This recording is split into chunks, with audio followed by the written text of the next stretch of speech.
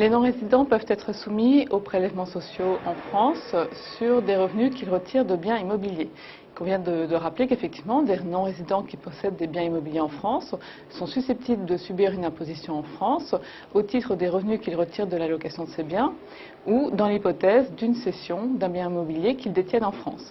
Alors, en cas de location, effectivement, les revenus fonciers vont être soumis au barème progressif de l'impôt sur le revenu et en cas de cession du bien immobilier, la plus-value sera imposable en France. Le taux d'imposition va varier en fonction du pays de résidence de cette personne, c'est-à-dire que pour les résidents de l'Union européenne, le taux d'imposition sera de 19%, et pour un contribuable qui se situerait dans un autre pays qu'un pays européen, le taux d'imposition serait de 33,1%.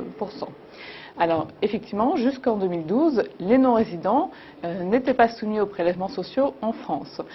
Puis, du fait de la loi de finances rectificative pour 2012 qui a été votée à la fin du mois de juillet 2012, ces non-résidents sont à présent soumis aux prélèvements sociaux en France, donc au taux actuel de 15,5%.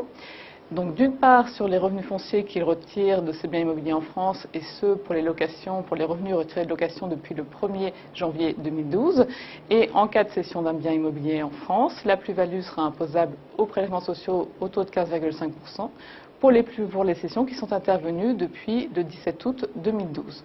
Donc maintenant, les non-résidents, en matière de prélèvements sociaux, seront traités comme les résidents fiscaux français sur les revenus et plus-values qu'ils retirent de biens immobiliers situés en France.